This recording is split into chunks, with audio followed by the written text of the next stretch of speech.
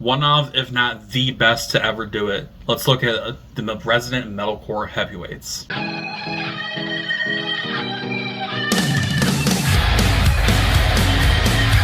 Welcome to A Run Does Music, where today we're looking at the fourth album from one of metalcore and alternative rock's brightest stars, moving the horizon, Sempiternal. I've been in love with the band ever since the release of their debut album, There Is a Hell, believe me, I've seen it. And I was lucky enough to experience this album when it came out, and what a fucking album it was. Still one of the most popular albums from the scene, and the very album that projected the English band from scene heavyweights to genuine mainstream contenders, with hit songs such as the eternally powerful Can You Feel My Heart, and the more homegrown Antivist. There's many reasons that this band reached the heights and accolades that it did, and we're going to talk about those points here today. Let's get the big names out of the way and talk about the more successful songs like one of my personal favorites and the lead single, Shadow Moses. The song has obvious references to the Metal Gear Solid series and its events, but the track itself talks in part about Ali Sykes' ketamine addiction, with lines such as the call out of "This is Sempiternal," another line, "I thought I'd buried you," and covered the tracks, talking about how the loop of addiction is never ending, ergo sempiternal. No matter how many times you try to ignore that past or fight against it with recovery or rehab, the process can seem ever repeating.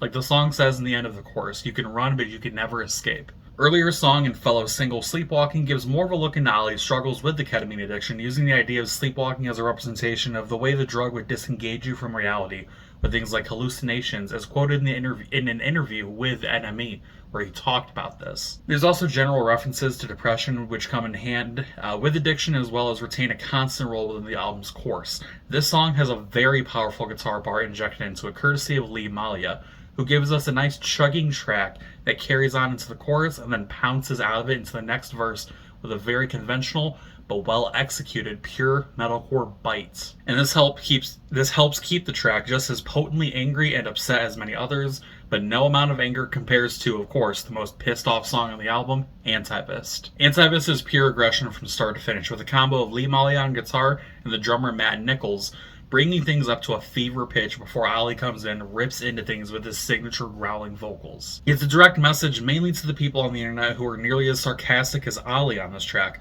thinking they're doing the most they can by being bitchy on the internet and offering light complaints and piss takes about real issues on a global and or political scale. Among many of the outright plain fuck you moments, there also comes a direct call to action.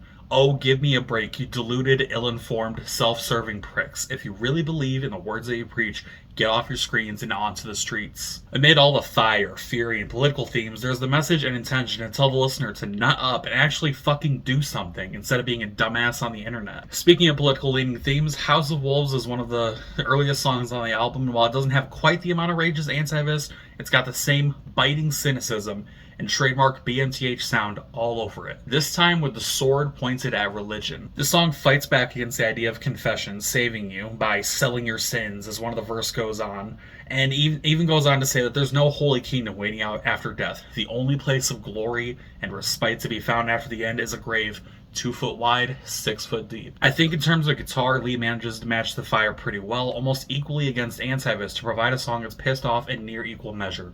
Not enough nice things can be said about Lee's guitar work all throughout Sempiternal, but this song is a highlight. One thing I haven't talked about yet is the orchestral, electronic, and otherwise unique elements brought into songs such as "And the Snake Starts to Sing" and "Crooked Young."